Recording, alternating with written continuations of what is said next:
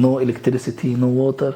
The nearest light or the nearest house who have light from ESCOM, it was 8 kilometers far from us.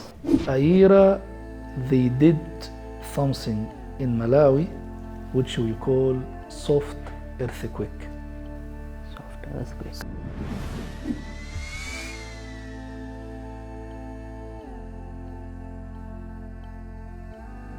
Assalamu alaikum wa rahmatullahi wa barakatuh, and welcome back to Dawah, Legacies with your host Abdullah Panjwani and a special guest today who has an immense love not only for Dawah but also a certain amazing zeal of knowledge for Quran and Hadith sciences. Respected viewers and listeners, we present to you Sheikh Muhammad Kamil. Assalamu alaikum, Sheikh. Alaikum assalam wa rahmatullahi wa barakatuh. How are you? Alhamdulillah, fine. How are you? Alhamdulillah. So before we get properly started and we start talking about all the serious matters and everything, we generally tend to have a bit of a light-hearted question.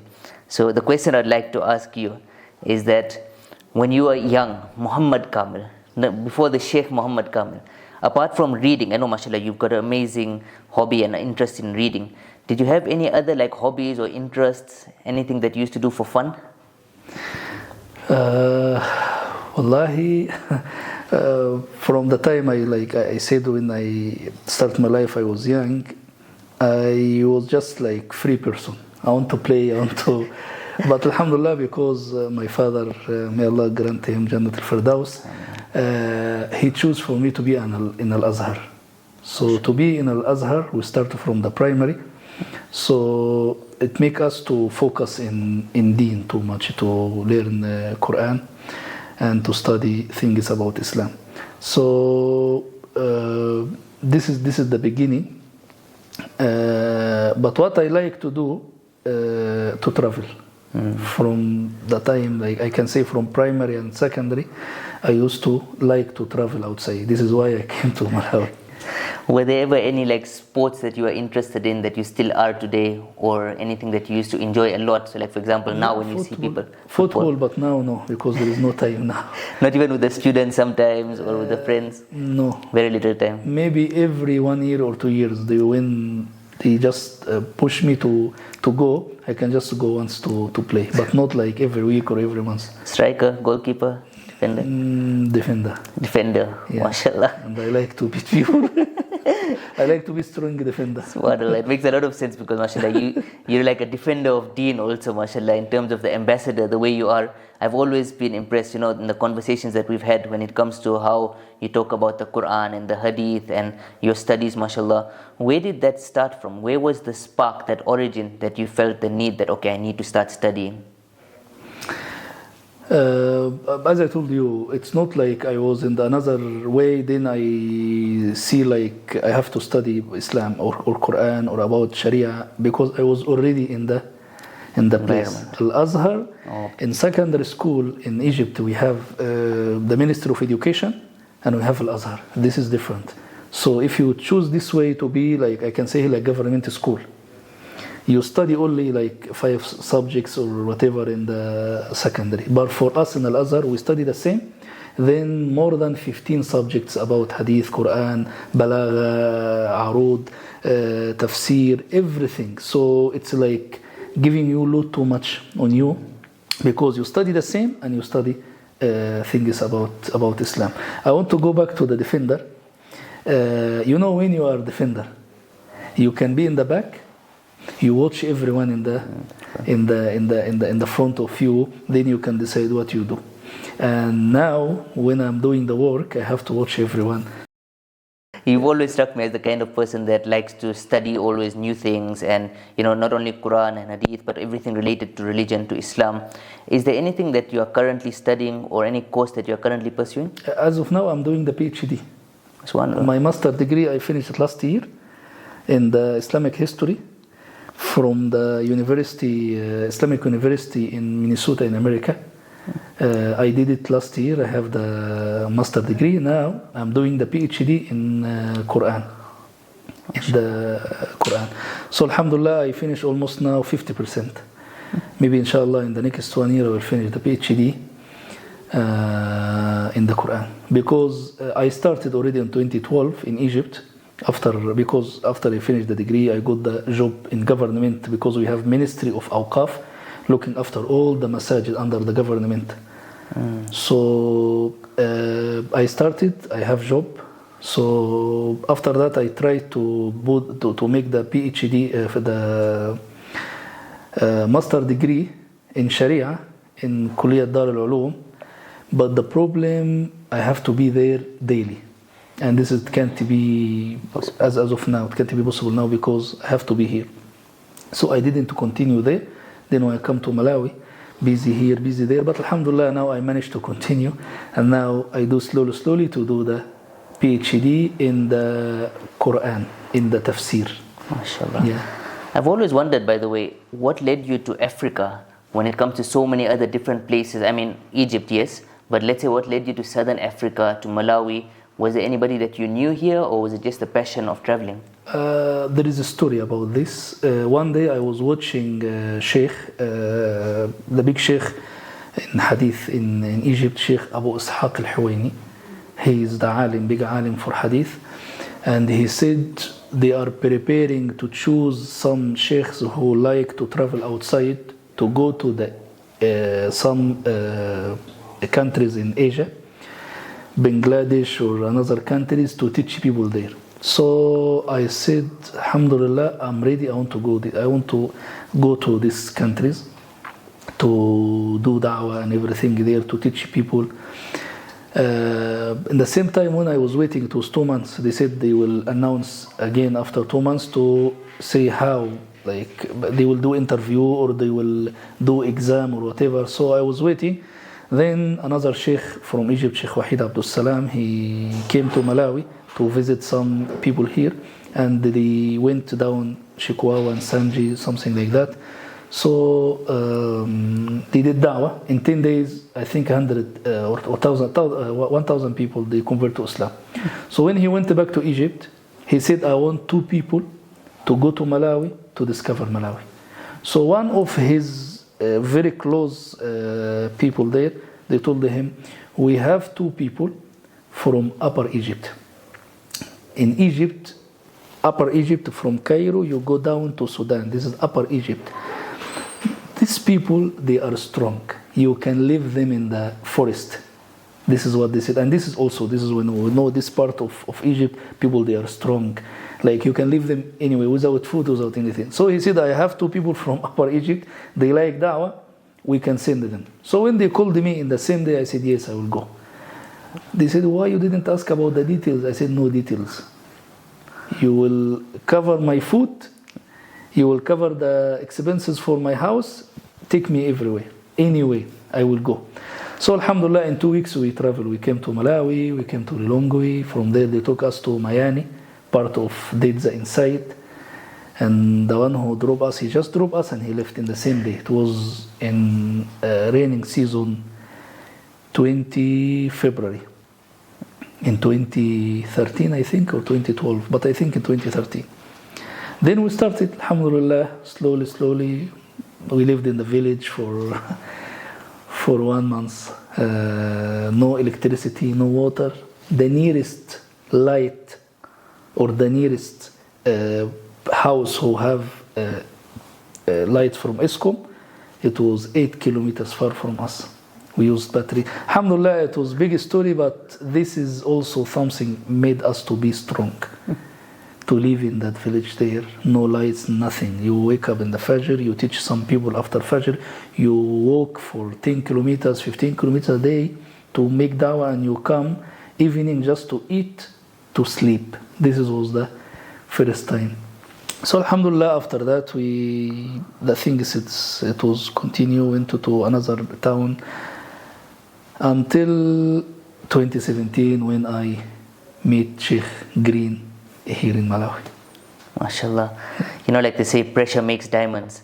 And I'm sure all of those years that you went through with struggling in the villages and everything, I'm sure it's made you, and it still makes you the kind of amazing person that you are today. Yeah, it made us, wallahi, to be strong people. I like it. And I like the life. That time it was pure life.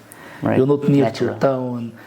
no social media, no. And this time it was just like the new phones, Samsung. It was just new, and for us to use the battery, you just charge the phone and you just receive calls. It's not like you have the time to check Facebook or no. This is something it was not even our mind because of the time, because of the place. Right. And I'm sure you've met so many people since that time. And what I'd love to ask is that, have you noticed any like specific kind of amazing quality within the local Malawians that has made you like attracted to them, or that you feel is one of the best qualities within them when it comes to like spreading da'wah? Wallahi, one of the things, the person there, he was 73 years old. The person who used to organize for us, talking to the chiefs, arranging for us the meeting. I learned from him, wallahi, how to be strong in da'wah, because he wasn't receiving anything. I can say he's an old man. It's not easy to walk, but he used to walk with us everywhere. He's the one who, I can say I learned from him. Yeah, but another people in the village, the problem, it was, there is no support, there is no food for them, there is no da'wah, there is no anyone to teach them. So I can say the da'wah in that time in this area, it was just little by little. Anyone knows anything about Islam, they used to teach people. Right. Yeah. And a lot of people that I've interacted with, whether they're here from Malawi or abroad, they've always said that they found, especially the local village Malawians and local Malawians in general, very receptive, very soft and very warm-hearted, mashallah. Were there any experiences that you've noticed in that way? Yeah, I can say any village, far from the big market, far from the electricity, far from the place which it make you busy, this is the pure people, the people with the pure heart. I can say there is difference between the non-Muslim people, the one who live in the village very far from town, and the one living in town. The one living in town, his mind is busy with a lot of things, good or bad. But the people in the village, they are in the pure mind. They welcome people. They are easy to give them da'wah, because I can say the fitrah still pure and clean. There is no any bad thing like it affected them. So people from the village, I can say they are very good people. They welcome people from outside or even from inside. They are happy because they believe to help them and to give them da'wah and education and support sometimes. Subhanallah. In your past 12 years that you've been here, you must have witnessed so many different experiences, so many different incidents and episodes with so many other organizations or movements. What I'd love to ask is that when I talk about a da'wah experience, any special da'wah moment within Malawi, does anything come to mind? Yeah, I can say alhamdulillah, because I study in the college, my college in Al-Azhar, we call Islamic Call. I spent 4 years studying Islamic Call. This is even the name of my college, Kulliyat al-Da'wat al-Islamiyya, and it's in Cairo, the only college in Cairo teaching about Da'wah. So I already studied Da'wah, but here, wallah, I like, alhamdulillah, to learn from everyone. I like to listen to everyone, to learn, because I believe that no anyone can have all the knowledge about Islam. We have to share to each other. We have to learn from each other. Sometimes you go to the village, you face situations and many things there, you learn. And when I come to sit with you, you teach me something, I will not face the same problem again, because I already learned from you. Right. So I like to meet people, the one who doing da'wah, the elders, the one came to Malawi before me or even after. I have to meet them to learn from them things about da'wah. Yeah, to add to what I have already. Yeah. MashaAllah, that's great to hear. Alhamdulillah, like when you talk about the stories, it's very captivating and interesting, mashallah. So I'd love to know, do you have any special story when you are out in the villages or when you are giving da'wah? Do you remember any story that was the most heart-touching story? I can remember now one of the stories, but it was about Muslim lady. Okay. And even that story, I give the name for the story, Al-Ajuz wal-Aytam al-Arba'a. The old lady and the orphan, the 4 kids, the orphan. Somewhere far from Blantyre, I was doing dawah and I met one lady. She was more than 60 years old. She is already old. And she was living with her grandchildren 4. The father, he passed away. The mother, she passed away. And she was working daily, going to houses to wash for them the clothes and everything, for her to get 1,000 kwacha to feed them. She told me one of her neighbors, Christian people, they told her, come to the church and we will cover everything for them. She said, no, I will not leave them to be Christian. I want them to be Muslims.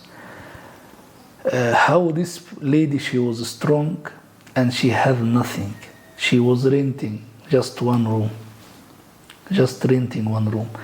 And how much she was strong in Islam, wallahi, it make me to be like, some people, they can just sell themselves to anyone just because of the money. And this lady, she is old lady. If she leave these children, no anyone can blame her because she is very poor. She is struggling even to pay for the house rent. But alhamdulillah, she told me, I met her. I'm not saying like someone told me. I met her. I used to go to visit her, to give her food, everything. And alhamdulillah, some people, I talk to them from outside. They send the money. We built the house for her. We took the children to the Islamic centers. Alhamdulillah. But how this lady, she was strong. It's amazing. No anyone can forget. If you meet her, you can't forget her. I don't know she's still alive or not because it's 10 years ago, but she gave me a lesson how to be strong. And this also, it reminded me was how Sahaba was. No food, nothing. And the non-Muslim that time, the Kuffar Quraysh, they used to beat them, to kill them, but they will not leave Islam. So this is lesson to everyone. You can't just leave your religion slowly by slowly because of your work or because of like some people, they face a problem because of hijab in some countries or some places. Some they can easily okay, I want to leave the hijab. Why? I trouble myself. But some, they said no. Even if you fire me from the work, if you not allow me to enter this country, I will not leave my hijab. So this is lesson to everyone. And this lady, she gave me a lesson how to be strong for what you believe. MashaAllah, it's a really priceless words of wisdom. And what I've noticed is you've got a lot of beautiful quotes that you talk about, sometimes from the Quran or sometimes from the Hadith, or even just these kind of ones that you mentioned now. Do you have any like favorite motivational quote that sometimes you may be feeling low or you may be feeling uninspired and you want to just motivate yourself, or sometimes you want to motivate somebody else and you'll tell them that quote? Okay, if I want to talk about dawah, there is ayah, every one of us, he knows this, وَمَنْ أَحْسَنُ قَوْلًا مِمَّنْ دَعَى إِلَى اللَّهِ وَعَمِلَ صَالِحًا وَقَالَ إِنَّنِي مِنَ الْمُسْلِمِينَ. In this ayah, we can learn like who is better than the one who doing dawah. No anyone better than the one who calling people to be a Muslim or calling Muslim to be in the right way of Allah. Because the dawah is not only for non-Muslim. Dawah is not only for non-Muslim. Even I used to say before, if I spend all my life in Malawi just assisting Muslims to keep keeping Muslims and to be Muslims forever and to die as a Muslims, for me I will be, alhamdulillah, I'm enough. It's not only to call non-Muslims to be a Muslim and our brother and sister Muslims to leave Islam because no anyone like taking care about them, teaching them. So when we're doing da'wah, we have to know that the da'wah, it's for non-Muslim to be a Muslim, and when we do the training or teaching, we have to take care, we have to engage the old Muslims, because some of them, they never learn about Islam. They are Muslims maybe because they born Muslims, or maybe because they were okay, but because of the life, they have to go outside to do the business, the work, and they didn't learn more about Islam. So for me, they are the same. They need education. as also non-Muslim, new Muslim, they need education. So this ayah, وَمَنْ أَحْسَنُ قَوْلًا مِمَّنْ دَعَا إِلَى اللَّهِ, this ayah, one of the Motivation. yeah. MashaAllah. That makes a lot of sense. And earlier you mentioned that you met Abdurrahim Green for the first time. Which year was that? 17. 2017. Yeah. And I was interested to know what attracted you most to iERA, because there are so many different organizations, Dawah organizations, and like you mentioned earlier, everyone has their place, everyone does their part in their Dawah. But when it comes to iERA, what attracted you most to it? Okay, let's speak first about how I met Sheikh Green, because it was a story. Okay, go for it. Yeah. Here, Islamic Information Bureau, here in Limbi, Sheikh Ahmed Shinda was the one who looking after the place there. Actually, I was in Egypt, so I came with the gift, so I want to give him the gift. When I sit with him, he said, tomorrow I'm going to the airport to receive people from UK. I told him, what they are coming to do here? He said, they are coming to do da'wah. I think at that time they were coming to my Aisha Trust, so he was the one who going to meet him. I told him, okay, no problem. He said, I want to arrange for them places to do da'wah. I said, okay, no problem. If you didn't arrange, I can arrange for you in a village and you come, you do da'wah there. He said, Alhamdulillah, this is good news. Let's meet them and we can take them to your place to do da'wah there. So the first day, Brother Salah Patel, he came. Then the following day, Sheikh Green, he came. Brother Isa, and I think Brother Melo, the three, they came together that time. So I took them to my area because Lirangui, it was my area. I was doing da'wah there, I was opening madrasa there, so it was like my area. People, they know me, and I assisted them a lot for the boreholes, for the masajid, many activities there I did.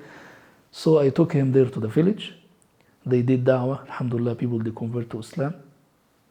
And Sheikh Green, he said, want to build a masjid. Someone donated like just a small masjid. I said, no, I can add from our association and we can build a masjid in the place where I want to make it as a center. This is Bilal bin Rabah Center in Lirangui now. It was just land, I bought the land. So we started from there. Then after they traveled, they spent the 3 days here. After they traveled, Sheikh Adnan, he came and we started slowly by slowly. And they came, they did the interview for people here in Kanjet's lodge here. And they give work for 5 people. This is the 5 pillars iERA they started, and I was managing them for 1.5 years, I think. But when iERA growing too much, I told them, now I can't, because I have my association. I can't say, okay, I will take care for 40 people, du'at, and then I will miss here, miss there. I don't like that. If I can't, I will say I can't, but I will be part of iERA with them, everything, but we have to find someone to be like country manager. And when then, this time, they started to do the interview here in Baytul Arqam. Yeah, this is how we started. It's good for anyone to know what he's doing. And I don't like the people who can say, I can do everything. Even the machine can do everything.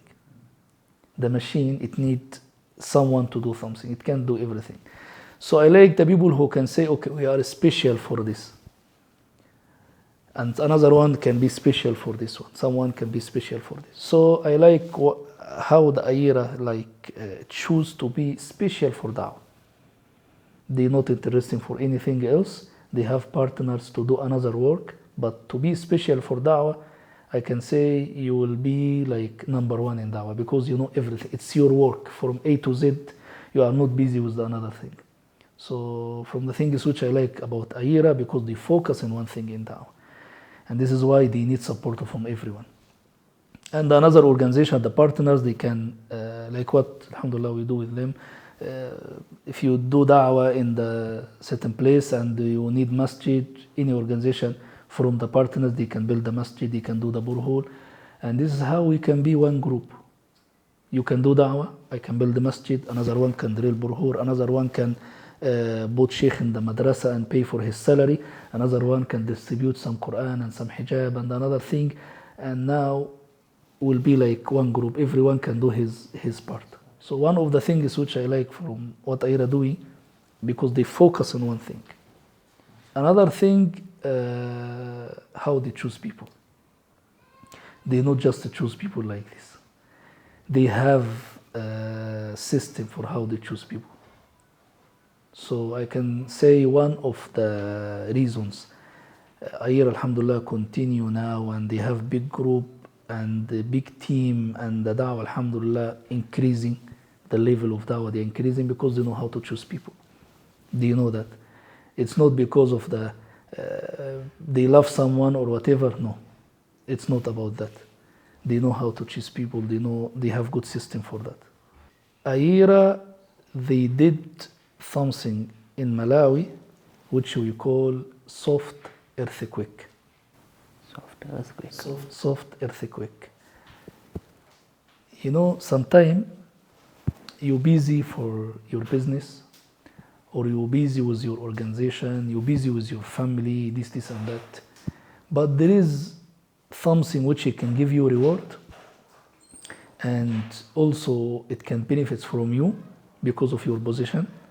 But what it needs, you just need someone to catch you and you make you like this. Soft earthquake.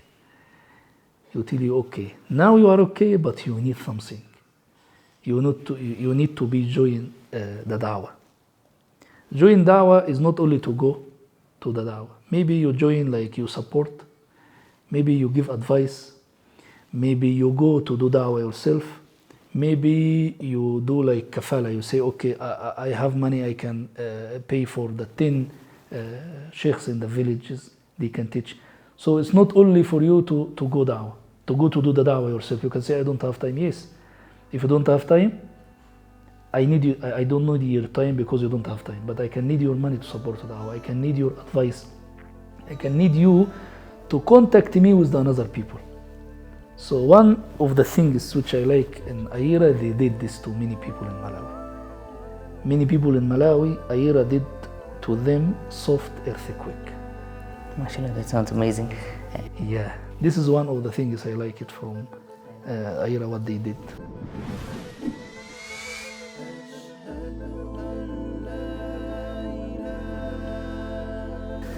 So the name of this podcast is Dawah Legacies. And what we tend to do is that towards the end of all of our podcasts, all of our episodes, we ask our guest a very important question. And that question is that apart from Iman and apart from a correct Aqidah, what do you feel is an extremely important quality to leave behind for all of our future generations?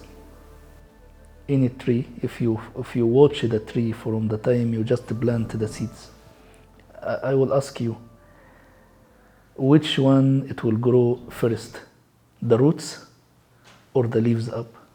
Which one? Roots. Yeah. So we have to focus for anyone just to check the roots first, because if the tree is without roots, any wind or anything, you can just take it out. So any Muslim, he must to have the roots first, to study about Islam, to study about his religion, to learn. Then you can just leave him, he will know what he will do. Right, mashallah. So like you mentioned, building our foundations and staying steadfast. Right? Yeah. Those are two important qualities, mashallah. Jazakallah khair. May Allah continuously guide all of us. Ameen. And may Allah show us to the right path and keep us steadfast upon the right path. Ameen. And may Allah grant us death upon the kalima la ilaha illallah Muhammadur Rasulullah sallallahu alayhi wa sallam. Jazakallah khair so much. I learned a lot from this episode, alhamdulillah. Happy to meet you. Assalamu alaikum wa rahmatullahi wa barakatuh. This has been your host Abdullah Panjwani with Dawah Legacies, with one of our most amazing and truly inspiring guests, Sheikh Muhammad Kamil. Jazakallah khair to one and all for all the amazing support that you've been giving us. Please don't forget to like, share and subscribe for even more great episodes. And on that note, to one and all, Assalamu alaikum wa rahmatullahi wa barakatuh.